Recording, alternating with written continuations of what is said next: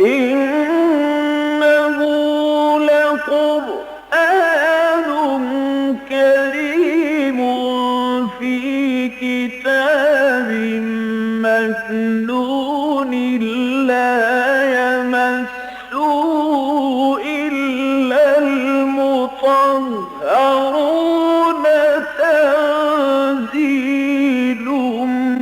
من رب العالمين.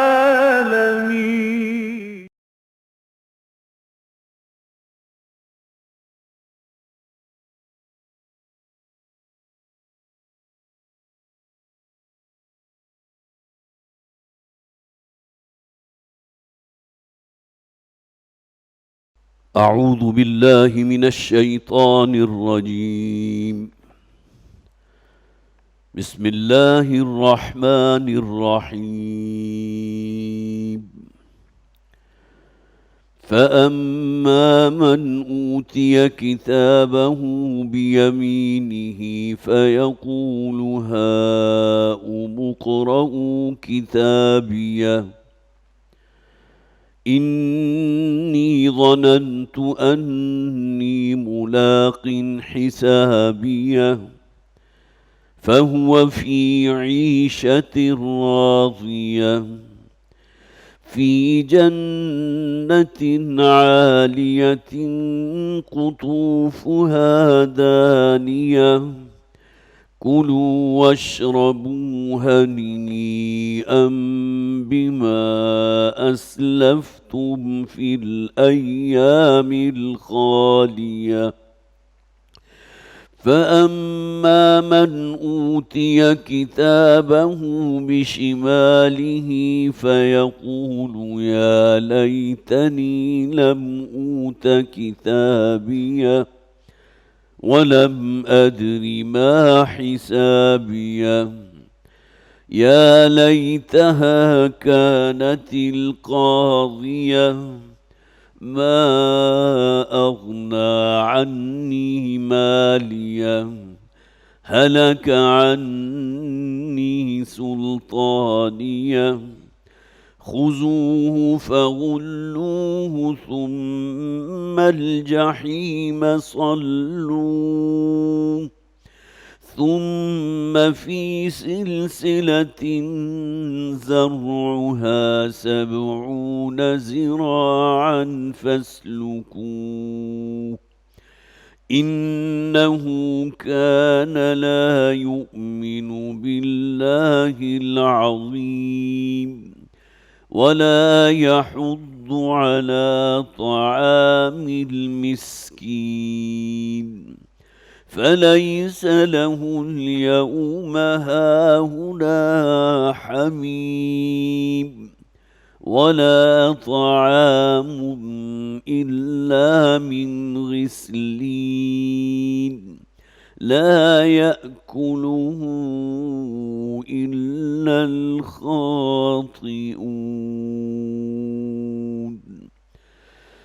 صدق الله العظيم. رب اشرح لي صدري ويسر لي أمري واحلل عقدة من لساني يفقه قولي.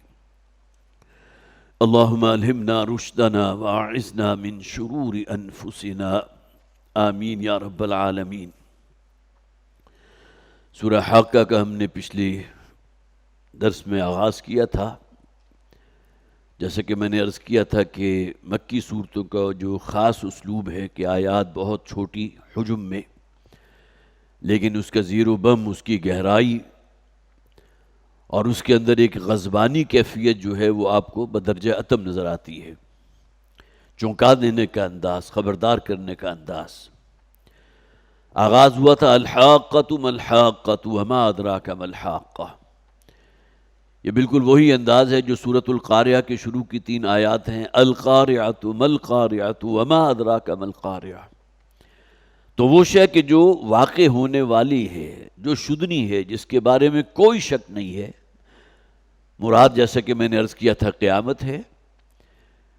जिस तरह हर इंसान की अपनी ज़िंदगी में इंसानों के लिए जो सबसे बड़ी हकीकत है उसकी मौत है, इसी तरह इस कायनात की भी सबसे बड़ी हकीकत इस कायनात की मौत है, वो क़यामत का दिन है। جبکہ اللہ تعالیٰ اس بساط کو لپیٹ دے گا، جس طرح انسان کی بساط لپیٹ دی جاتی ہے جب اس کا وقت آخر آتا ہے، یہی معاملہ جو ہے اس پوری کائنات کے ساتھ ہونے والا ہے۔ پھر جو آیات ہم نے پڑھی اس میں قوم عاد کا ذکر تھا، قوم سمود کا ذکر تھا، آل فرعون کا ذکر تھا، وہ بستیاں کہ جن کو تلپٹ کر دیا گیا، والمؤتفقات، حضرت لوط علیہ السلام جس قوم کی طرف بھیجے گئے تھے، سدوم اور عمورہ میں بسنے والے لوگ، ان کا ذکر تھا۔ پھر قوم نوح کا ذکر تھا۔ تو گویا کہ انباء الرسل میں سے کہ جو رسول گزر چکے ہیں اور اللہ تعالیٰ نے جن کی قوموں کو تباہ و برباد کر دیا، ہلاک کر دیا، بہت ہی اختصار کے ساتھ ایک ایک دو آیات میں ہم نے ان کا ذکر پڑھا۔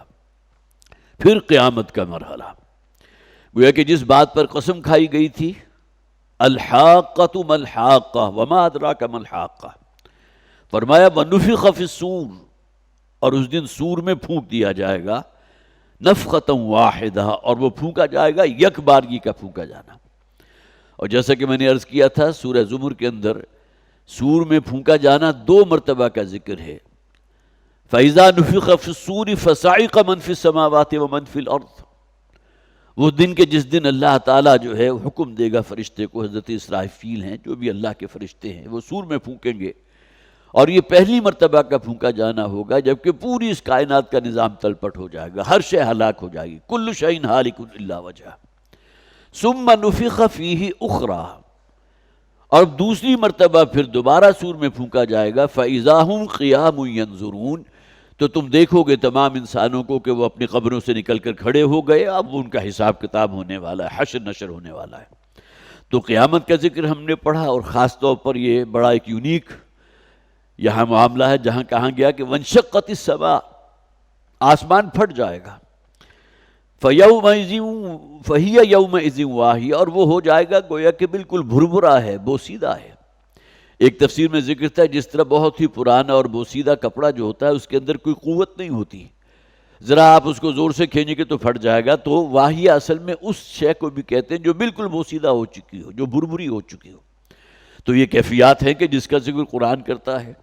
اور پھر یہاں جو فرمایا گیا وَالْمَلَكُ عَلَىٰ أَرْجَائِهَا، اب آسمان میں جو بڑے بڑے شگاف پڑ جائیں گے تو فرشتے موجود ہوں گے اس کے کناروں کے اوپر، وَيَحْمِلُ عَرْشَ رَبِّكَ فَوْقَهُمْ يَوْمَئِذٍ ثَمَانِيَةٌ، اور اس دن اٹھائے ہوں گے اپنے اوپر اللہ کے عرش کو 8 ثمانیہ۔ یہاں فرشتوں کا ذکر نہیں کیا گیا، لیکن ظاہر مفسرین نے بھی مراد لی ہے، اور قرآن حکیم میں احادیث میں بھی ذکر موجود ہے کہ فرشتے جو اللہ کے عرش کو تھامے ہوئے ہیں، اٹھائے ہوئے ہیں۔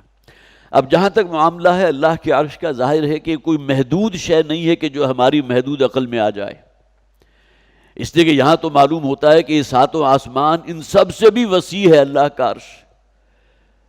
اور پھر یہ کہ وہ ثم استویٰ علی العرش، وہ ذات کے جو عرش پر متمکن ہو گئی، لیکن اللہ تعالیٰ کی ذات تو لامحدود ہے۔ تو یہ تمام چیزیں وہ ہیں جو غیبی امور میں شمار ہوتے ہیں، جس کے بارے میں ہمارا یہ چھوٹا سا ذہن جو ہے اس کو اپنی گرفت میں نہیں لا سکتا کہ وہ عرش کیسا ہوگا، اس کی کیفیت کیا ہوگی، اس کو فرشتے کیسے اٹھائے ہوئے ہوں گے۔ لیکن جو فرشتے اٹھائے ہوئے ہوں گے ان کے بارے میں یہ ذکر موجود ہے، وہ خاص فرشتے ہوں گے۔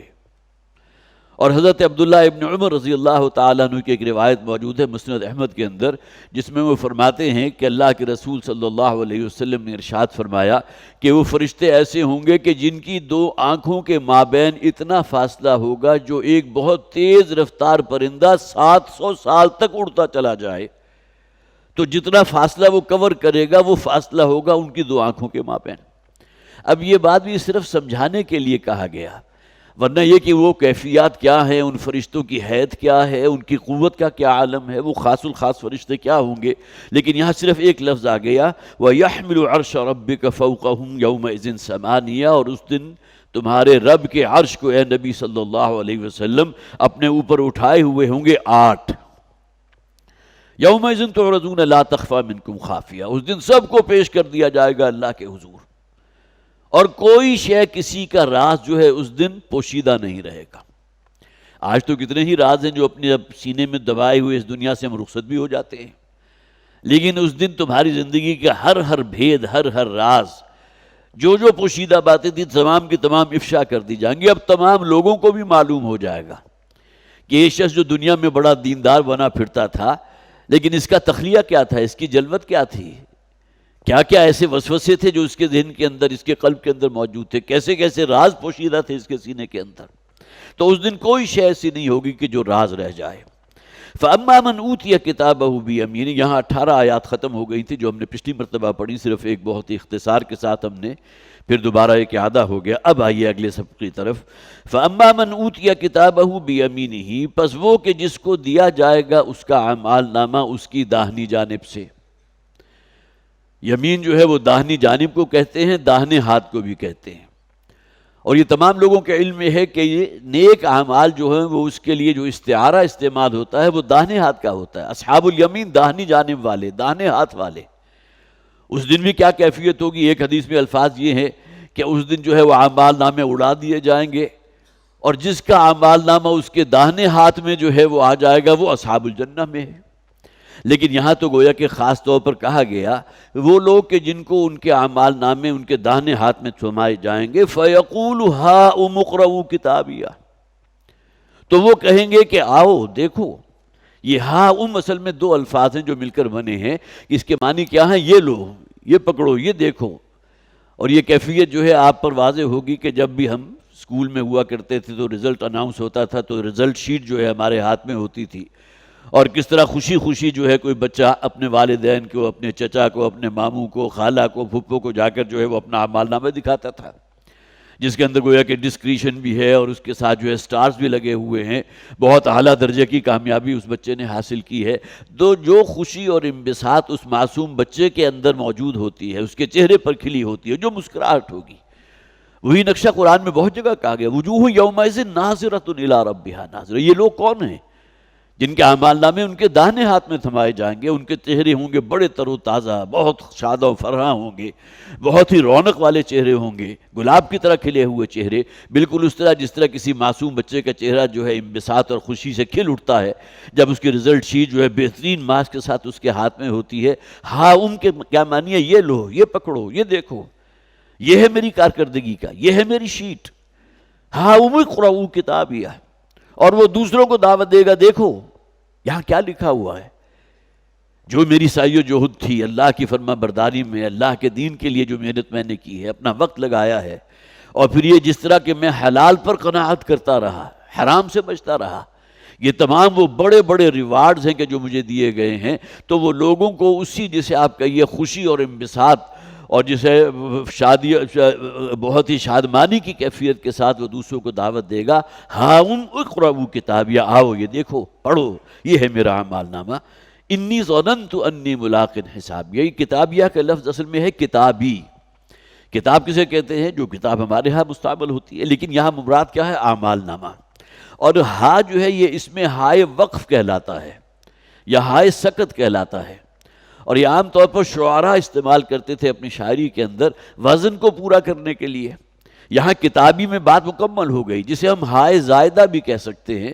یہی وجہ ہے کہ حضرت عمر رضی اللہ تعالیٰ عنہ کا جو ایمان لانے کا واقعہ میں نے پچھلی مرتبہ آپ کو سنایا تھا، تو اس میں ایک سبب یہ بھی تھا، ایک واقعہ وہ ہے کہ جس میں ان کی بہن کے ساتھ جو معاملہ ہوا تھا، بہن کو لہو لہان کر دیا، اور اس کے بعد اس کی زبان سے چند جملے ایسے نکل گئے کہ جس نے حضرت عمر رضی اللہ تعالیٰ عنہ کی کایا پلٹ دی. لیکن دوسرا واقعہ یہ بھی تھا کہ ایک دن جب کہ وہ گزر رہے تھے، نبی اکرم صلی اللہ علیہ وسلم بیت اللہ کے صحن میں نماز ادا کر رہے تھے، یہ قریب سے گزرے تو رک کر کھڑے ہو گئے. حضور سورہ حاقہ کی تلاوت کر رہے تھے. اب یہ حضرت عمر رضی اللہ تعالیٰ عنہ کے ایمان لانے سے پہلے کا واقعہ ہے. وہ پوری صورت انہوں نے سنی ہے، اور ان کے ذہن کے اندر یہ خیال پیدا ہوا کہ یہ تو معلوم ہوتا ہے شاعری ہے. لیکن جب اسی صورت میں وہ آیت حضور نے پڑھی، وَمَا هُوَ بِقَوْلِ شَاعِرٍ، یہ کسی شاعرانہ کلام تو نہیں ہے، کسی شاعر کا قول تو نہیں ہے. پھر یہ کہ ان کے ذہن میں دوسری بات یہ آئی، شاید یہ کہانت ہے، جس طرح کاہن جو ہے غیب کی خبریں دیا کرتے تھے. کاہن ہوتا ہی وہ تھا کہ جو انسان کو اس کے مستقبل کے بارے میں کچھ اطلاعات فراہم کر دیتا تھا، اور اس کے پاس کوئی جنات کی قوت ہوتی تھی یا کوئی ایسی ماورائی قوتیں ہوتی تھی جس کی بنیاد پر وہ لوگوں کو مرعوب کرتا تھا کہ میرے پاس تمہاری زندگی کے مستقبل کے یہ احوال اور واقعات موجود ہیں، اور وہ بتا دیا کرتا تھا. اور ان میں سے بہت سے بعض اوقات جو ہے وہ سچے بھی ثابت ہو جاتے تھے. اگرچہ اس قسم کے جو سفلی علوم ہے اس کا ہمارے دین کے اندر قطعاً کوئی جو ہے جس سے آپ کہیے کہ کوئی گنجائش موجود نہیں، بلکہ نبی اکرم صلی اللہ علیہ وسلم نے تو ایک حدیث میں جس کا مفہوم یہ ہے کہ حضور نے فرمایا جو شخص بھی کسی کاہن یا نجومی یا کسی جو ہے دس شناس کی باتوں کو مانتا ہے اور یقین کرتا ہے، اس نے گویا کہ انکار کیا اس دین کا جو میں دے کر بھیجا گیا ہوں۔ تو حضرت عمر رضی اللہ تعالیٰ عنہ جب یہ الفاظ سنے تو ان کے دل کے اندر ایک رعب پیدا ہوا کہ یہ تو صرف ابھی میرے ذہن کے اندر یہ الفاظ آئے تھے، یہ بات آئی تھی کہ یہ شاعرانہ کلام ہے یا یہ کہ کسی کاہن کا کلام لگتا ہے، تو گویا کہ نبی اکرم صلی اللہ علیہ وسلم نے ان آیات کی تلاوت بھی کر دی۔ تو یہ کتابیہ کا لفظ جو ہے کتاب اور ہا اس کے اوپر ہائے وقف یا ہائے سقط کہلاتی ہے اس وزن کو پورا کرنے کے لیے۔ انی ظننت انی ملاق حسابیہ، یہاں ظن کے معنی کیا ہے؟ یقین، مجھے یقین تھا اس بات کا کہ مجھے اپنے حساب کتاب کو فیس کرنا ہے۔ ملاقن یہ اس میں فاعل ہے، میں ملاقات کرنے والا ہوں اپنے حساب و کتاب سے، گویا کہ وہ اعمال نامہ میرے سپرد کر دیا جائے گا۔ انی ظننت، اگرچہ ترجمہ عام انداز میں آپ کہیں مجھے گمان تھا اس بات کا، لیکن ظاہر ہے کہ گمان پر تو انسان کا عمل یا سیرت و کردار جو ہے وہ اس رخ پر آگے نہیں بڑھتی جب تک کہ یقین حاصل نہ ہو۔ وبالآخرۃ ہم یوقنون، آخرت پر تو ان کا ایمان جو ہے وہ یقین والی کیفیت کا ہے۔ تو انی ظننت انی ملاق حسابیہ، مجھے یقین تھا اس بات کا کہ میرا حساب کتاب جو ہے اسے مجھے فیس کرنا ہوگا، مجھے جواب دہی کرنی ہوگی۔ فہو فی عیشۃ راضیہ، بڑے خوبصورت الفاظ ہیں، تو وہ اب ہوگا ایک ایسی زندگی گزارنے والا کہ جس میں اس کی من پسند زندگی ہوگی۔ راضیہ، وہ زندگی جس سے وہ پوری طرح راضی ہوگا۔ راضیۃ مرضیہ کے الفاظ آئے سورہ فجر کے بالکل آخر میں، یا ایتھا النفس المطمئنۃ ارجعی الی ربک راضیۃ مرضیہ، کہ اللہ تعالیٰ اپنے بندے کو وہ نعمت عطا فرمائے گا کہ اللہ تعالیٰ اس سے راضی ہوگا، وہ اللہ سے راضی ہوں گے۔ جو نعمتیں اللہ انہیں وہاں دے گا تو اس سے بڑھ کر نعمت کا انسان کو تصور تو نہیں کر سکتا۔ تو یہاں بھی فرمایا گیا فی عیشۃ راضیہ، وہ بہت ہی سکون والی، بہت ہی جسے آپ کہیے کہ خوش بختی والی زندگی، اور وہ زندگی کہ جو اس کی من چاہی زندگی ہوگی، جو شے وہ چاہے گا اللہ تعالیٰ اس کے لیے جو ہے وہ حاضر فرما دیں گے۔ فہو فی عیشۃ راضیہ فی جنت عالیہ، اور وہ ہوں گے ذرا بلند باغات کے اندر۔ عرب مزاج کو ذہن میں رکھے تو وہ باغ کے جو ذرا بلندی پر ہو وہ ان کی بہت ہی محبوب شے ہوتی تھی۔ لخلستان جو ہے نشیب میں نہیں ہوتے تھے، ذرا بلندی پر ہوتے تھے، اور اس کا فائدہ یہ ہوتا تھا کہ جب بھی کچھ تھوڑی بارش ہوئی ہے تو گویا کہ پانی وہاں ٹھہرتا نہیں تھا، وہ سلش پیدا نہیں ہوتی تھی۔ اگر کہیں کوئی جو ہے پستی کے اندر نشیب کے اندر کوئی باغ ہوگا تو تمام پانی جو ہے وہاں جمع ہو کر وہاں سلش کی کیفیت پیدا ہو جائے گی، تو وہ اونچے ذرا بلند باغات میں ہوں گے۔ قطوفھا دانیہ، قطوف جو ہے جمع ہے قطف کی، قطف کہتے ہیں پھلوں کا خوشہ یا گچھا جسے کہا جاتا ہے۔ تو وہ جو پھل ہوں گے ان کے گچھے جو ہیں وہ اپنے بوجھ کی وجہ سے جھکے پڑ رہے ہوں گے۔ اب باغ ذرا بلندی پر ہے، جو بھی اہل جنت ہے انہیں درخت پر چڑھ کر اس کا پھل جو ہے اتارنے کی ضرورت نہیں ہوگی، بلکہ ان کی شاخیں جو ہیں وہ نیچے جھکی ہوں گی، جس سے بہت سہولت کے ساتھ وہ اس کا پھل اور اس کا میوہ حاصل کر لیں گے۔ کلوا واشربوا ہنیئا بما اسلفتم فی الایام الخالیہ، اب یہاں گویا کہ محذوف ہے، انہیں کہا جائے گا کہ ہاتف بغیبی جو ہے یہ ندا لگائے گا، اب یہاں کی تمام نعمتیں ہیں انہیں انجوائے کرو، خوب کھاؤ پیو، اللہ نے جو کچھ تمہیں یہاں سامان فراہم کیا ہے۔ کلوا واشربوا ہنیئا، ہنی یعنی وہ آتا ہے مزے میں ہونا، یا بہت ہی اچھی اور بہت ہی جسے آپ کہیے خوشی والی زندگی اختیار کرنا۔ تو اب یہاں جو تمہاری زندگی ہے فی عیشۃ راضیہ بھی آ گیا، اور یہاں فرمایا گیا ہنیئا بما اسلفتم، خوب رشتہ بستہ جو کچھ ہے خوب مزے لے کر انجوائے کرو یہاں کی تمام نعمتوں کو۔ بما اسلفتم فی الایام الخالیہ، اسلفہ جو شے آگے بھیج دی گئی۔ دیکھیے ایک شے وہ ہے جو ہم اس دنیا میں چھوڑ جاتے ہیں، وہ ہمارا یہ اعمال بھی ہو سکتے ہیں، نیک صدقات بھی ہو، صدقہ جاریہ کون سا ہے؟ اس دنیا سے رخصت ہو جانے کے بعد انسان کی نیکیاں جو دوسرے لوگوں کی جو ہے ہدایت کے لیے اور ان کی جو ہے کام آنے والی ہوں، خلق نو اس سے کوئی فائدہ حاصل کرے، وہ صدقہ جاریہ ہے۔ اسی طرح برے اعمال اگر ہیں، کسی شخص نے کسی بدی کا یا کسی برائی کی بنیاد رکھ دی، اب وہ آگے جو پھیل رہی ہے، جو جسے آپ کہیے کہ وائرس کی طرح جو پھیلتی چلی جا رہی ہے، تو یہ بھی ایک گویا کہ جاری گناہ ہے کہ جو اس کے کھاتے میں لکھا جاتا رہے گا۔ تو صدقہ جاریہ بھی ہو سکتی ہے، اسی طرح صدقہ جو ہے وہ بھی ہو سکتا ہے جسے ہم صدقہ حسنہ کہتے ہیں، کہ جس میں اچھے انجام جو ہے لوگوں کا اس دنیا سے چلے جانے کے بعد، اور جس کے لیے احادیث کے اندر الفاظ موجود ہیں، وہ علم جو اس نے لوگوں تک پہنچایا اور اس سے اور لوگ آگے سیراب ہوتے رہے، وہ روپیہ پیسہ جو اس نے خدمت خلق میں صرف کیا، اور سب سے بڑھ کر وہ نیک اولاد کہ جو اپنے والدین کے لیے دعا کرتی رہی، اور پھر یہ کہ ان کے لیے جو ہے نیکی کا موجب بنتی رہی اپنے نیکیوں کی بنیاد پر، اس لیے کہ بہرحال ان کی تربیت کرتے ہوئے، ان کی گرومنگ کرتے ہوئے ان کے والدین نے جو محنت کی تھی، تو اس کا اثر ہے جو اولاد کے اندر بھی جاری و ساری رہا۔ یہ صدقہ جاریہ ہے جو اس کے لیے اس دنیا سے چلے جانے کے بعد بھی اس کے جو ہے اعمال کا کھاتا، نیک اعمال کا، اس کے اندر اضافے کا موجب بنتا ہے۔ تو بما اسلفتم، یہاں وہ اعمال، وہ کام جو تم نے آگے کی زندگی کے لیے آگے روانہ کیے تھے۔ بہت خوبصورت واقعہ سیرت کا، ایک موقع پر نبی اکرم صلی اللہ علیہ وسلم کے ہاں کہیں سے ایک ہدیہ آیا، ایک بھیڑ، اور اس کو ذبح کر کر جب اس کا گوشت گھر پر لایا گیا تو حضرت عائشہ صدیقہ رضی اللہ تعالی عنہ نے پورا کا پورا جو بھی گوشت تھا وہ تمام جو ہے لوگوں کے لیے اندر تقسیم کر دیا، صدقہ و خیرات کر دیا۔ تھوڑا سا گوشت جو ہے وہ شانے کا وہ بچا کر رکھا حضور کے لیے، اس لیے کہ نبی اکرم صلی اللہ علیہ وسلم کو شانے کا گوشت جو ہے وہ بہت ہی مرغوب تھا، بہت شوق سے کھایا کرتے تھے۔ حضور گھر تشریف لائے تو حضرت عائشہ صدیقہ رضی اللہ تعالیٰ عنہ نے فرمایا کہ اس طرح کچھ گوشت آیا تھا ہدیے کے طور پر، تو میں نے اس کو جو ہے تقسیم کر دیا، سوائے یہ کہ شانے کے گوشت کی چند بوٹیاں میں نے آپ کے لیے رکھی۔ تو حضور نے سوال کیا کہ کیا بچا اس میں سے؟ تو انہوں نے کہا کچھ بچا نہیں سوائے اس کے کہ شانے کی چند بوٹیاں۔ تو حضور نے فرمایا بقیہ کلھا الا کتفھا، بہت خوبصورت الفاظ ہیں، وہ پوری کی پوری بکری اور اس کا گوشت جو تم نے صدقہ و خیرات کر دیا، لوگوں میں تقسیم کر دیا، کل کا کل بچ گیا، سوائے شانے کے گوشت کے کہ جو ہم یہاں کنزیوم کر لیں گے۔ تو یہ وہ شے ہے اسلفہ، آگے بھیج دینا۔ یہاں جو تمہیں دیا جا رہا ہے اللہ کی طرف سے، جو جنت کی نعمتیں حاصل ہیں، بما اسلفتم فی الایام الخالیہ، یہ وہ ہیں تمہارے اعمال جو تم نے آگے بھیجے تھے اگلی زندگی کے لیے، آخرت کے لیے، فی الایام الخالیہ، وہ دن جو گزر گئے ان میں ان اعمال کو تم نے کمایا تھا۔ ظاہر ہے کھیتی تو یہی دنیا کی زندگی ہے نا، الدنیا مزرعۃ الآخرہ، یہ دنیا آخرت کے لیے کھیتی کا درجہ رکھتی ہے۔ یہاں محنت کرو گے، نیک اعمال کے بیج بو گے تو وہاں جا کر اس فصل کو کاشت کرو گے۔ وَأَمَّا مَنْ أُوتِيَ كِتَابَهُ بِشِمَالِهِ، اب دیکھیں یہاں تصویر کا دوسرا رخ آ گیا، اور وہ لوگ کہ جن کو ان کا اعمال نامہ ان کی بائیں طرف تھمایا جائے گا، یہاں مراد دونوں ہیں کہ بائیں جانب سے دیا جائے گا یا بائیں ہاتھ میں تھمایا جائے گا۔ اصحاب الیمین بھی ہے، سورہ واقعہ ہم نے پڑھی تھی بڑی تفصیل کے ساتھ، اس کے شروع ہی میں دو گروہوں کا ذکر کر دیا گیا، اصحاب الیمین، اصحاب الشمال، داہنی جانب والے اور بائیں جانب والے۔ داہنی جانب والے کون ہیں؟ جن کا اعمال نامہ ان کے داہنے ہاتھ میں ہوگا، اور پھر یہ کہ بائیں جانب والے کہ جن کا اعمال نامہ ان کے بائیں ہاتھ میں تھمایا جائے گا۔ تو وَأَمَّا مَنْ أُوتِيَ كِتَابَهُ بِشِمَالِهِ، وہ لوگ کہ جن کو دیا جائے گا ان کا اعمال نامہ ان کی بائیں ہاتھ میں، فَيَقُولُ يَا لَيْتَنِي لَمْ أُوتَ كِتَابِيَهْ، تو وہ اس دن چیخیں گے، پکاریں گے، آہو فغاں کریں گے، ہائے ہماری شامت، گویا کہ یہ دن بھی ہمارے نصیب میں تھا۔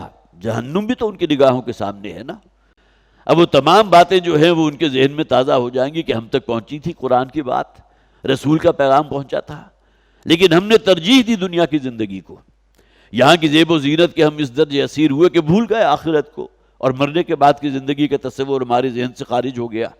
اب یہ تمام چیزیں ان کے سامنے ہیں، وَيَقُولُ، تو کہے گا یا لیتنی، ہائے میری شامت، کیا ہی اچھا ہوتا، لم اوت کتابیہ، کہ میرا یہ اعمال نامہ مجھے دیا ہی نہ جاتا۔ اب بائیں ہاتھ میں اعمال نامے کا دیا جانا گویا کہ اس بات کا مظہر ہے کہ اب ان کی ابدی زندگی جو جہنم کی نظر ہوگی۔ تو اس دن نے وہ کہے گا، اور آگے وہ الفاظ جسے آپ کہیے اے کاش کہ میں یوں کر چکا ہوتا، میں نے یہ کام کیا ہوتا، جیسا کہ سورہ ملک جو اس سے 2 سورتیں پہلے ہم نے پڑھی ہیں کہ انہیں اس دن وہ چیتیں گے کہ لو کننا نسمع او نعقل ما کننا فی اصحاب السعیر، کاش کہ ہم نے دنیا کی زندگی میں رسول کی بات سنی ہوتی، اس پر عمل کیا ہوتا، اور جو کچھ انہوں نے آخرت کے بارے میں کہا تھا اس پر یقین کیا ہوتا، تو آج کا یہ دن دیکھنا ہمیں نصیب نہ ہوتا۔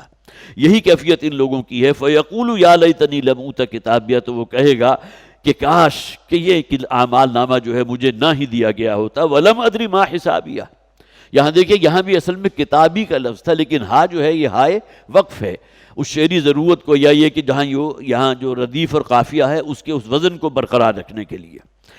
وَلَمْ أَدْرِ مَا حِسَابِيَهْ، اور مجھے کچھ معلوم نہ ہوتا کہ میرا حساب کتاب کیا ہے۔ یہ بالکل وہی بات کہ کاش کہ میں مٹی میں مل کر مٹی ہو چکا ہوتا.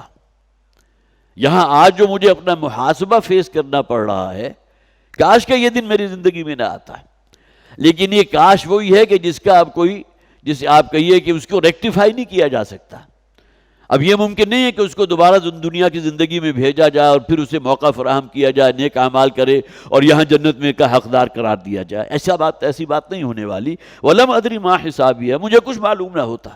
حضرت ابوبکر صدیق رضی اللہ تعالیٰ عنہ کے الفاظ جو ہیں وہ پھر میں آپ کو ریمائنڈ کروانا چاہتا ہوں. بڑی حسرت سے کہا کرتے تھے، حالانکہ کیا مقام ہے حضرت ابوبکر کا رضی اللہ تعالیٰ، عشرہ مبشرہ میں سے، اس سے بڑھ کر خوشخبری کیا ہوگی کہ اس دنیا میں اللہ تعالیٰ نے جن 10 افراد کو اس دنیا ہی کی زندگی میں جنت کی بشارت دے دی، ان میں سر فہرست ہے ابوبکر رضی اللہ تعالیٰ عنہ. اور وہ کہا کرتے تھے بہت ہی حسرت کے عالم میں کہ کاش میں درختوں پر چہچہاتی ہوئی کوئی چڑیا ہوتا جس کا کوئی حساب کتاب نہیں ہوگا، کاش کہ میں گھاس کا ایک کا ہوتا. تو یہ کیفیت اس دن قیامت کے دن ان لوگوں کی ہوگی کہ جن کا اعمال نامہ ان کے بائیں ہاتھ میں تھمایا جائے گا. یا لیتہا کانت القاضیہ، یہاں ہاں کی ضمیر جو ہے مخفی ہے موت کے لیے، اس لیے کہ اور کوئی ترجمہ اس کا ہو نہیں سکتا. کاش کہ وہ دنیا کی موت ہی میرے لیے میری قصہ چکا چکی ہوتی، قصہ پا کر چکی ہوتی. جس طرح کسی حیوان کا جو ہے کوئی حساب کتاب نہیں ہوگا، کوئی جواب دہی نہیں ہوگی، تو کاش کہ میرا بھی یہی معاملہ ہوتا کہ کانت القاضیہ، وہی میرا قصہ تمام کر دیتی. موت ہی جو ہے میرے زمین کے اندر جو ہے رل مل کر مجھے زمین کے برابر کر چکی ہوتی. ما اغنا عنی مالیہ، بڑی حسرت کے ساتھ کہے گا میں نے جو مال جمع کیا تھا، لاکھوں کروڑوں اربوں جمع کر کے اپنے پیچھے چھوڑ کر چلا گیا، کوئی شے میرے کسی کام نہیں آ سکی. ما اغنا عنی مالیہ، میرے کچھ کام نہ آیا میرا مال جو میں نے جمع کیا تھا، خواہ وہ اربوں خربوں میں کیوں نہ ہو. اور یہ بات تو قرآن میں کہہ دی گئی. اگر اس پوری زمین کی تمام خزانے جو ہے وہ فدیے میں دے کر اپنے آپ کو جہنم سے چھڑانا چاہیں تب بھی ان کی فریاد رسی نہیں ہوگی. ظاہر اس سے بڑھ کر بات اور کیا ہو سکتی ہے. اور اس دنیا میں جو اس نے بہت کچھ جمع کیا تھا، جو کہا گیا نا انسان شاید ایحسب ان مالہ اخلدہ، کیا انسان یہ سمجھتا ہے کہ اس کا مال جو ہے اسے ہمیشہ کی زندگی عطا کر دے گا، موت اس کا مقدر نہیں ہوگی. یہ بہت بڑی غلط فہمی ہے، بہت بڑا سراب ہے کہ جس کے اندر انسان مبتلا ہو جاتا ہے. وہ موت ان کے اوپر بغتتاً اچانک جو ہے اللہ کی طرف سے ان پر مسلط کر دی جاتی ہے اور ہر شے اس دنیا میں چھوڑ کر وہ چلے جاتے ہیں. اور یہ تمام چیزیں تو ہماری نگاہوں کے سامنے کے مشاہدے ہیں.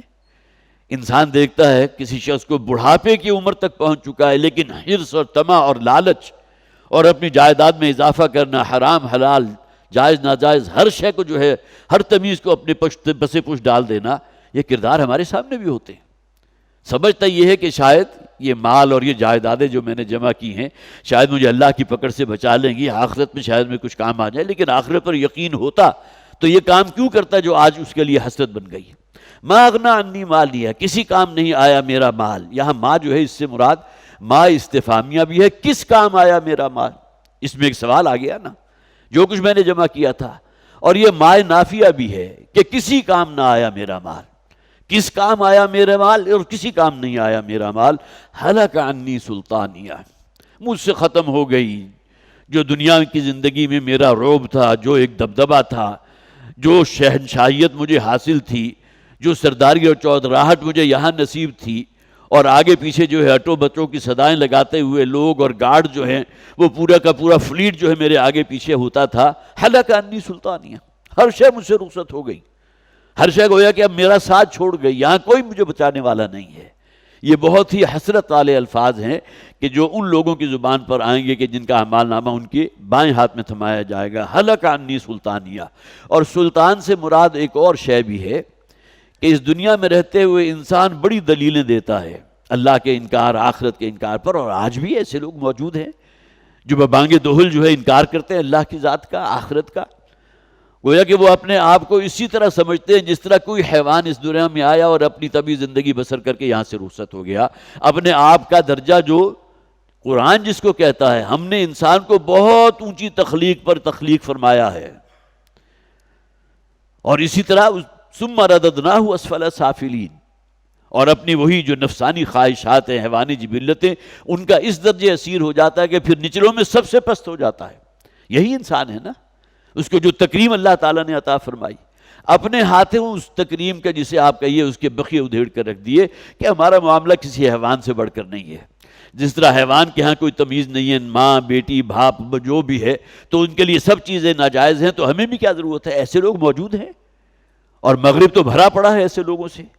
لیکن اللہ کا انکار کرنے والے تو وہ تمام دلائل جو میرے پاس موجود تھے، سلطان دلیل اور برہان کو بھی کہتے ہیں، حلق عنی سلطانیہ، ہر شے آج مجھ سے رخصت ہو گئی، آج کوئی دلیل میرے پاس موجود نہیں ہے جس کے ذریعے میں آخرت کا انکار کر سکوں. آج تو فبصرک الیوم حدید، آج تو نگاہیں جو ہے بڑی تیز ہو چکی ہیں، آج تو ہر شے غیب کے تمام پردے اٹھا دیے گئے. تو حلق عنی سلطانیہ، سلطان سے مراد دونوں چیزیں ہیں. اس دنیا میں جو روب، جو دبدبہ، جو چودراہٹ مجھے حاصل تھی، اور جو اقتدار اور تسلط مجھے میرے نصیب میں تھا وہ بھی مجھ سے جاتا رہا. اور دوسری طرف یہ کہ وہ دلائل اور وہ فلسفہ جو میں گھڑتا رہا تھا اللہ کے انکار پر اور آخرت کے انکار پر، ہر شے مجھ سے رخصت ہو گئی. خذوہ فغلوہ ثم الجحیم صلوہ. اب حکم ہوگا فرشتوں کو. دیکھیں قرآن حکیم میں بہت سی آیات پڑھتے ہوئے محسوس ہوتا ہے کہ تصویر لفظی ہے.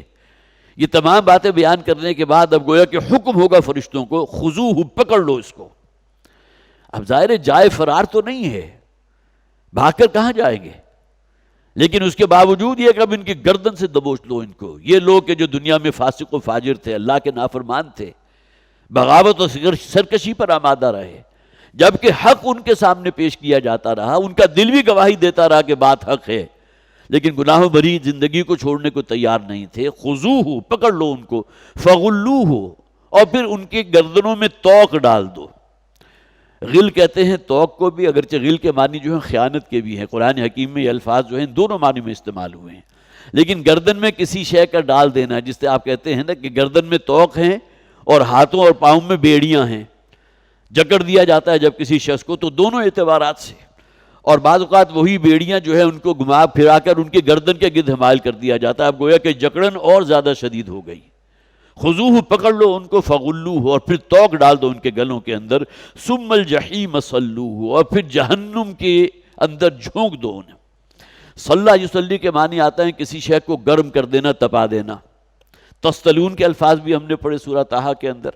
حضرت موسیٰ علیہ السلام جب مدین سے واپس جا رہے تھے مصر کی طرف، تو بہت ہی شدید سردی بھی تھی، تو کہیں آگ روشن نظر آئی تو انہوں نے اپنی اہلیہ سے کہا تھا میں وہاں جا کر کچھ انگارے لے کر آتا ہوں تاکہ تم آگ تاپ سکو، لعلکم تستلون.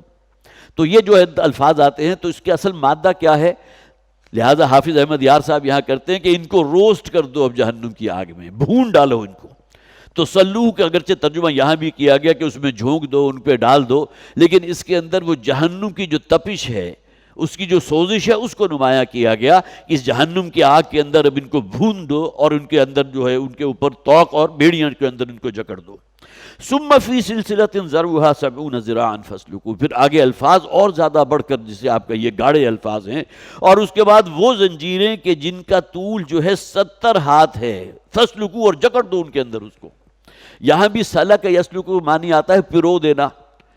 تو زنجیروں کی چونکہ کڑیاں بھی آپس میں ایک دوسرے میں پروئی ہوتی ہیں، لہٰذا سلسلہ جو ہے وہ زنجیر کو کہتے ہیں. سلاسل جس کی جمع ہے، سلاسل کا لفظ جو ہے وہ بھی قرآن حکیم میں آیا ہے. تو ایسی زنجیروں میں کہ جو 70 ہاتھ لمبی ہیں، ان کے اندر ان کو جکڑ دو. اب یہ تمام الفاظ جو قرآن استعمال کرتا ہے وہ اصل میں جسے آپ کہیے انذار آخرت کے اعتبار سے. اول تو یہ بات اپنی جگہ ایک بدیہی حقیقت ہے کہ قرآن میں جو بیان کیا گیا نہ وہ مبالغہ ہے نہ اس میں کوئی کمی ہو سکتی ہے. جو ہے وہ حقیقت ہے. الحاق کا ہم نے پڑھا نا، حق کیا معنی؟ جو شے واقع ہو، جو حقیقت ہو. تو جہنم بھی تو حقیقت ہے نا. قرآن حکیم میں جہنم کے عذاب کی جو مختلف شکلیں بیان کی گئیں وہ تمام حقائق ہیں، ہو کر رہیں گے. لیکن یہاں ہمارے الفاظ اصل میں ہم محتاج ہیں اس بات کے کہ الفاظ میں اس کو بیان کیا جائے کہ کیفیت کیا ہوگی. 70 ہاتھ لمبی، یہ ذرا اصل میں آتا تھا ایک ہاتھ بھر کی لمبائی. جیسا کہ آپ نے دیکھا ہوگا کہ ہمارے ہاں جو پرانی بڑی بوڑھیاں ہوتی تھیں کپڑے کو ناپتی تھیں عام طور پر ایک سرے کو ہاتھ سے پکڑ کر اور اس کے بعد یہاں لا کر کندھے پر چھوڑ دیا، گویا کہ یہ ایک ہاتھ ہو گیا. تو عرب زبان میں بھی جو ہے ذرا کہتے تھے ایک ہاتھ کے فاصلے کو. تو فاصلے کے لیے پھر الفاظ استعمال ہونے لگے، جسے آج آپ کہہ سکتے ہیں گز بھر یا میٹر بھر، جس کی لمبائی یا جس کا طولان جو ہے وہ 1 میٹر ہو یا 1 گز ہو، تو وہ گویا کہ یہاں مراد ہے 7 ہاتھ لمبی 7 گز لمبی زنجیر کے اندر ان کو جکڑ دو۔ انہو کان لا یؤمن باللہ العظیم، اس کا جرم کیا ہے؟ دیکھیے 2 آیات ہیں، ان میں انسان کے 2 بڑے جرائم کا ذکر کیا گیا۔ سب سے پہلے وہ جرم ہیں جو اللہ کے، جسے حقوق العباد، حقوق اللہ کہتے ہیں، اس ضمن میں انسان اس کے اندر ملوث ہوتا ہے۔ شرک سب سے بڑا ظلم ہے، اس سے بڑا ظلم کیا ہوگا؟ اس کے بعد اللہ کے جو حقوق ہمارے اوپر ہیں، نماز ادا کرنا اللہ کا حق ہے ہم پر، اس کی بے بہا نعمتیں جو ہم انجوائے کر رہے ہیں، اس کی کم سے کم ادائیگی اس صورت میں تو ہونی چاہیے نا کہ 5 وقتہ اپنے اس رب کا شکر ادا کرو۔ یہ حقوق اللہ ہیں جس میں گویا کہ وہ حقوق متعین ہوتے ہیں جو اللہ کی جانب سے آپ پر عائد کیے گئے، اور دوسری طرف حقوق العباد ہیں، بندوں کے بھی تو آپ پر حق ہے نا۔ کسی کا مذاق نہ اڑاؤ، کسی کو تانا نہ دو، کسی کے اوپر کوئی بہتان نہ جڑو، کسی کی غیبت نہ کرو، کسی کو برا بھلا نہ کہو، گالی مت دو۔ یہ تمام وہ چیزیں ہیں جن کا تعلق بندے کے حقوق کے ساتھ ہے۔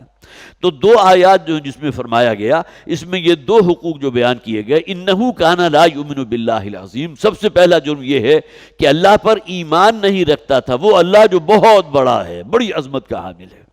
تو گویا کہ حقوق اللہ اس میں تمام کے تمام جمع ہو گئے۔ وَلَا يَحُضُّ عَلَىٰ طَعَامِ الْمِسْكِينِ، اور مساکین کو کھانا کھلانے کی ترغیب تک نہیں دیتا تھا۔ یہاں اگرچہ صرف ایک عمل کا ذکر کیا گیا، لیکن یہ کہ جملہ حقوق العباد اس کے اندر آ گئے۔ انسان دیکھے تو اس سے جو بھی گناہ سرزد ہوتے ہیں وہ اکثر و بیشتر وہی ہیں جو انہی 2 دائروں کے اندر محیط ہیں۔ اللہ کا حق ہے، اللہ کے بندوں کا حق ہے، نہ اللہ کی حق تلفی ہو نہ اللہ کے بندوں کی حق تلفی ہو۔ تو اس کا اصل جرم کیا تھا؟ انہو کان لا یؤمن باللہ العظیم، جو سخت سزا سنائی گئی اوپر، اس کا جرم یہ تھا کہ یہ ایمان نہیں رکھتا تھا اللہ پر۔ ایمان کے معنی کیا ہے؟ اللہ کے حقوق ادا نہیں کرتا تھا۔ سب سے پہلا حق جیسا کہ میں نے عرض کیا وہ توحید ہے، اجتناب عن الشرک ہے۔ ولا یحض علی طعام المسکین، اور مسکینوں کو کھانا کھلانے کی ترغیب تک نہیں دیتا تھا۔ فلیس لہ اليوم ہاہنا حمیم، اب یہاں اس کا کوئی مددگار، دنیا میں تو بڑے ایسے دوست بھی انسان کو مل جاتے ہیں جو اپنے اس دوست کی جان جو بچانے کے لیے اپنی جان کا قربان کر دیتے ہیں، لیکن وہاں تو کوئی کسی کے کام نہیں آئے گا، نہ باپ بیٹے کے کام آئے گا، نہ بیٹا باپ کے کام آئے گا۔ یوم یفر المرء من اخیہ و امہ و ابیہ و صاحبتہ و بنیہ، آیات پڑھ لیجئے قرآن حکیم میں۔ اس دن تو نفسا نفسی کا عالم ہوگا، ان تمام کو جہنم میں جھونک دو، باپ کو بھی، بیٹے کو بھی، بیوی کو بھی، اولاد کو بھی، بہنوں بھائیوں کو، صرف مجھے بچا دو۔ ثم ینجی، انسان کو فکر تو اپنی ہوگی نا، تو اس دن جو کیفیت ہوگی اس کا نقشہ قرآن میں بہت سے مقامات پر آپ کو مل جائے گا۔ تو یہاں فرمایا گیا آج اس کا کوئی غم خار نہیں ہے، اس کا کوئی گرم جوش دوست نہیں ہے جو اس کے لیے کچھ جو ہے فدیہ دے سکے یا اس کی جان چھڑا سکے۔ یہ جہنم تو اب ان کا گویا کہ مأویٰ ہے ہی، ان کا تو ٹھکانہ بن کر رہے گا۔ ولا طعام الا من غسلین، اور نہ ہی ان کے لیے کوئی کھانا فراہم کیا جائے گا۔ غسلین کہتے ہیں زخموں کے اندر سے جو پیپ نکل رہی ہوتی ہے، متعفن قسم کی، غسالہ کہتے ہیں اصل میں، وہ مواد کے جو انسان کے زخم میں جمع ہو جاتا ہے اور بالآخر وہ بہنے لگتا ہے، وہ جسے آپ کہیے کہ سائل ہو جاتا ہے، بہنے والا ہو جاتا ہے۔ تو انہیں جو شے پیش کی جائے گی کھانے کے لیے یا پینے کے لیے تو زخموں کا دھون ہوگا، یہاں وہ الفاظ بھی آ گئے، اگرچہ وہ بھی ہم پڑھ چکے ہیں کہ جہاں کھولتا ہوا پانی جو ہے اس سے ان کی تواضع کی جائے گی۔ زقوم کا جو ہے وہ پھل ان کو کھانے کے لیے دیا جائے گا، تفصیل سے ہم پڑھ چکے، قرآن حکیم میں 3 یا 4 مقامات پر زقوم کا ذکر بھی موجود ہے۔ لا یاکلہ الا الخاطئون، اور نہیں کھا پائے گا اس کو مگر وہی کہ جو خطا کار ہیں۔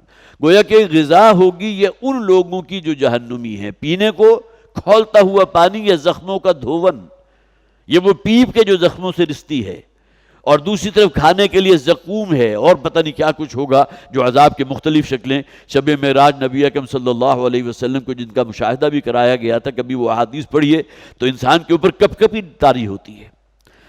تو لا یاکلہ الا الخاطئون، اور نہیں کھائے گا اس کو مگر وہی کہ جو خطا کار ہے، جو اس دنیا میں، دیکھیں یہاں صرف مشرکین کا ذکر نہیں کیا گیا، اولین مخاطب وہی ہیں۔ یہ سورہ حاقہ جیسا کہ میں نے عرض کیا تھا کہ سال 4 یا 5 جو ہے نبی اس میں نازل ہوا، اولین دور، پہلے دور میں جو نازل ہوئی ہیں صورتیں، ان کے اندر بہت جسے آپ کہیے گھن گرج بھی تھی، اور الفاظ کے اندر بھی وہ ایک طوفان تھا کہ جو انسان کے اندر جو ہے ایک دفعہ ہلچل پیدا کر دیتا ہے۔ ان صورتوں کے اندر آپ کو انداز بہت نظر آتا ہے۔ اب دوسرا رکوع ہے فلا اقسم بما تبصرون، یہ لا جو ہے نافیہ نہیں ہے، جسے عام طور پر لا زائدہ بھی کہتے ہیں، لیکن اس کا زیادہ بہتر جو ہے اس کا معاملہ یہ ہے کہ نہیں، میں قسم کھاتا ہوں ہر اس شے کی جو تم دیکھ رہے ہو۔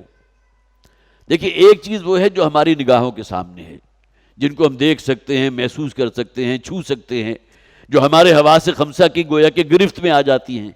یہ وہ چیزیں ہیں جس پر انسان یقین کرتا ہے۔ اگر شیر کو اپنے سامنے دیکھے کوئی سانپ اچانک جو ہے دوڑتا ہوا نظر آ جائے، تمام لوگوں کے طرز عمل کیا ہوگا، کیا رد عمل ہوگا؟ وہ خوفزدہ ہو کر بھاگیں گے، اس لیے کہ وہ ان کی نگاہوں کا مشاہدہ ہے۔ تو وہ چیزیں جو تمہیں نظر آ رہی ہیں اس کی بھی میں قسم کھاتا ہوں۔ سورج بھی تو ہے نا، والشمس، قرآن حکیم میں سورہ شمس ہے جس میں سورج کی قسم کھائی گئی، چاند کی قسم کھائی گئی، اور اسی طرح والنازعات غرقا، وہ فرشتے کے جو انسانوں کی روح قبض کرتے ہیں ان کی قسم بھی کھائی گئی۔ اسی طرح ہواؤں کی قسم کھائی گئی، والذاریات ذروا فالحاملات وقرا، کتنی قسمیں جو ہواؤں کی جو مختلف انواع ہیں جن کا ہم مشاہدہ کرتے ہیں ان کی قسمیں کھائی گئی ہیں۔ تو یہاں وہ چیزیں جو تمہاری نگاہ میں آتی ہیں، جو تمہارے مشاہدے میں آتی ہیں، تمہارے حواس میں آتی ہیں، وہ بھی گواہ ہیں، ان کی بھی میں قسم کھاتا ہوں۔ وما لا تبصرون، اور وہ چیزیں جو تم نہیں دیکھ پاتے، اس میں سب سے بڑی جسے آپ کہیے وہ اللہ تعالیٰ کی ذات ہے جس کو آپ نہیں دیکھ سکتے، اور اللہ سے بڑھ کر کس کی قسم کھائی جا سکتی ہے؟ لیکن اس کا تعلق ہمارے باطن سے ہے، ہمارے حواس خمسہ سے نہیں ہے۔ اسی طرح فرشتوں کو ہم نہیں دیکھ سکتے، اسی طرح وہ غیبی امور، کتنی ہی متشابہ آیات اس میں قرآن حکیم میں موجود ہیں جنہیں متشابہات کہا جاتا ہے، کہ جن کی کوئی توجیہ ہم اس دنیا میں رہتے ہوئے اپنی محدود عقل کو پیمانے پر اس کو گویا کہ اس کو بیان کر ہی نہیں سکتے، ہمارے حواس سے باہر ہیں۔ یہ 7 آسمانوں کا ذکر قرآن میں کیا گیا، ابھی تو ہمیں پہلے آسمان ہی کی حقیقت کا کوئی علم نہیں ہے، دوسرا، تیسرا، چوتھا، پانچواں، چھٹا، ساتواں، اور اس کے بعد پھر وہ عرش ہے اس کا ذکر آتا ہے۔ تو کیا تصور کرے گا ہمارا یہ چھوٹا سا ذہن؟ تو جو شے تمہارے ذہن اور ادراک کے دائرے سے باہر ہیں وہ بھی وہ ہیں کہ جن کی قسم کھائی گئی۔ اور جنت اور دوزخ، جہنم، آخرت کی زندگی، یہ بھی غیبی امر ہے، اس پر بھی تو ہمارا یقین ہے نا۔ تو وہ چیزیں کہ جو تمہیں نظر آ رہی ہیں، جن کا تم مشاہدہ کرتے ہو، نہیں، میں قسم کھاتا ہوں ان چیزوں کی، اور نہیں، جیسا کہ میں نے عرض کیا، تمہارے جو نظریات ہیں وہ باطل ہیں، جو تم سوچ رہے ہو وہ غلط ہے۔ یہ تمام جو تمہارے مذمومہ عقائد ہیں، یہ ان میں سے کسی کی کوئی حقیقت نہیں، بلکہ میں قسم کھاتا ہوں چیزوں کی جو تمہیں نظر آ رہی ہیں، جو تمہارے مشاہدے میں ہے، اور وہ بھی جو تمہارے مشاہدے میں نہیں ہیں۔ انہ لقول رسول کریم، یقیناً یہ قرآن ہے، قول ہے رسول کریم کا۔ یہاں دیکھیے رسول کریم سے مراد کون ہے؟ محمد رسول اللہ صلی اللہ علیہ وسلم۔ رسول کا لفظ حضور کے لیے استعمال ہوتا ہے بدرجہ اتم۔ تمام جو ہیں، حضرت نوح کون ہے، حضرت عیسیٰ کون ہے، اور اسی طرح حضرت ابراہیم خلیل اللہ ہیں، حضرت موسیٰ کلیم اللہ ہیں، حضرت عیسیٰ روح اللہ ہیں، لیکن محمد کون ہے صلی اللہ علیہ وسلم؟ رسول اللہ۔ گویا کہ رسالت کا جو جسے آپ جبہ کہیے گا وہ بتمام و کمال صادق آتا ہے تو نبی اکرم صلی اللہ علیہ وسلم کی حیثیت رسالت پر آتا ہے۔ تو انہ لقول رسول کریم، یقیناً یہ قول ہے اس رسول کا کہ جو بڑی عزت والا رسول ہے۔ اب یہاں اصل میں کلام یہ اللہ کا ہے، یہ کلام اللہ ہے نا۔ احسن الحدیث، حدیث کسے کہتے ہیں؟ کلام کو بھی تو کہتے ہیں۔ جو شے ہماری زبان سے نکلے وہ حدیث ہے، جو الفاظ حضور صلی اللہ علیہ وسلم کی زبان سے نکلے وہ حدیث رسول بن گئی۔ اسی طرح قرآن بھی حدیث ہے اس معنی میں، اللہ نزل احسن الحدیث کتابا متشابہا، قرآن میں سورہ زمر کے اندر یہ فرمایا گیا۔ تو اس کے بارے میں کوئی شک نہیں ہے کہ جو ہم یہ قرات کرتے ہیں، جو پڑھتے ہیں، یہ اللہ کا کلام ہے، لیکن حضرت جبرائیل کی زبان سے پہنچا محمد تک صلی اللہ علیہ وسلم، لہذا رسول کریم کے الفاظ حضرت جبرائیل علیہ السلام کے لیے بھی استعمال ہوئے۔ سورہ تکویر جو ہے بطور حوالہ میں آپ کے سامنے پیش کرتا ہوں، فلا اقسم بالخنس الجوار الکنس واللیل اذا یسعس والصبح اذا تنفس، مختلف قسمیں کھائی گئی ہیں، اور وہی انداز فلا اقسم، نہیں، میں قسم کھاتا ہوں، جو انداز یہاں اختیار کیا گیا۔ انہ لقول رسول کریم ذی قوت عند ذی العرش مکین مطاع ثم امین وما صاحبکم بمجنون، آخر تک پڑھ لیجئے۔ یہاں ذکر حضرت جبرائیل علیہ السلام کا ہے، جن کو دیکھا تو حضور نے ایک موقع پر، جبکہ حضور جو ہے غار حرا سے نیچے اتر رہے تھے، اور حضرت جبرائیل علیہ السلام، یہ غالباً تیسری یا چوتھی وحی تھی، سورہ مدثر کی ابتدائی آیات جو حضور پر نازل ہوئی، تو حضرت جبرائیل کو حضور نے دیکھا کہ پورا افق جو ہے حضرت جبرائیل کی جو ملکی صورت ہے اس سے بھرا ہوا تھا۔ اسی طرح دوسری مرتبہ حضرت جبرائیل کو عند سدرۃ المنتہا، جس کا سورہ نجم کے اندر ذکر موجود ہے۔ تو رسول کریم سے مراد نبی اکرم صلی اللہ علیہ وسلم بھی ہو سکتے ہیں اور حضرت جبرائیل علیہ السلام بھی ہو سکتے ہیں، لیکن یہاں جو ہے سیاق و سباق کو سامنے رکھیں گے، انہ لقول رسول کریم، یہ اصل میں قول ہے، یہ گویا کہ الفاظ ہیں قرآن کے جو نکلے ہیں زبان محمدی سے صلی اللہ علیہ وسلم، وما ہوا بقول شاعر قلیلا ما تؤمنون، یہ کوئی شاعرانہ کلام نہیں ہے، جیسے کہ میں نے پہلے بھی عرض کیا تھا حضرت عمر رضی اللہ تعالیٰ عنہ کے جو ایمان لانے کے واقعات ہیں ان میں ایک واقعہ یہ بھی ہے جو اصل سے سبب بنا تھا حضرت عمر کے ایمان لانے کا، جس میں وہ ابو گزر رہے تھے، حضور سورہ فاتحہ کی تلاوت کر رہے تھے اور ان کے ذہن کے اندر کچھ سوالات ابھرے اور ان تمام سوالوں کا جواب جو ہے سورہ حاقہ کی آخری آیات جو اس میں مل گیا، جو اس وقت نماز کی حالت میں حضور تلاوت فرما رہے تھے۔ قلیلا ما تؤمنون، یہ کسی شاعر کا کلام نہیں ہے، لیکن یہ کہ بہرحال بہت ہی کم ہے تم میں سے جو اس پر ایمان لانے والے ہیں۔ ولا بقول کاہن، نہ ہی یہ کسی کاہن کا کلام ہے۔ قرآن کے الفاظ میں کہیں کو کہانت تو نہیں ہے، جیسے کہ میں نے عرض کیا تھا کاہن کسے کہتے ہیں؟ جو آپ کو آپ کے مستقبل کے بارے میں کوئی خبر دے دے، اور ان کا ذریعہ کیا ہوتا تھا؟ شیاطین ہوتے تھے، کوئی جنات کو قابو کر لیا کرتے تھے۔ تو یہ جو قرآن ہم محمد پیش کر رہے ہیں صلی اللہ علیہ وسلم، نہ تو یہ کوئی شاعرانہ کلام ہے اور نہ ہی یہ کہانت ہے۔ قلیلا ما تذکرون، لیکن بہت ہی کم ہے جو دھیان تم کرتے ہو، اس سے کوئی نصیحت آموزی بہت کم لوگ ہیں کہ جو اسے اخذ کریں گے۔ تنزیل من رب العالمین، یہ قرآن وہ ہے جو رب العالمین کی طرف سے نازل کردہ ہے۔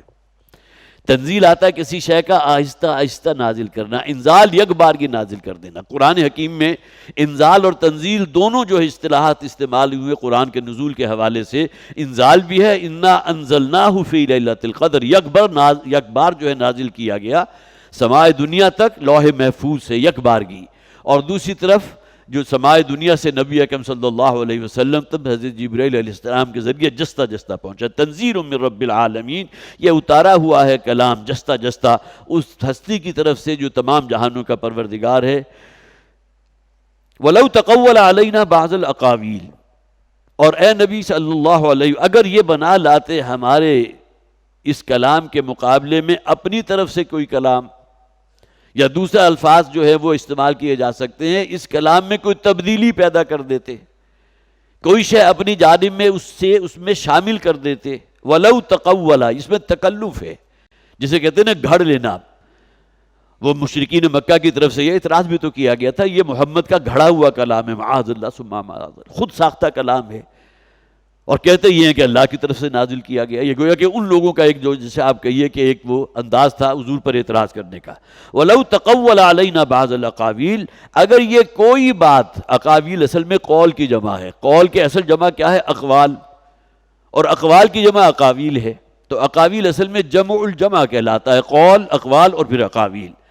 اگر یہ اپنی طرف سے کوئی بات قرآن میں گھڑ کر شامل کر دیتے، اس میں اضافہ کر دیتے، لَأَخَذْنَا مِنْهُ بِالْيَمِينِ، تو ہم انہیں ان کے داہنے ہاتھ سے پکڑتے۔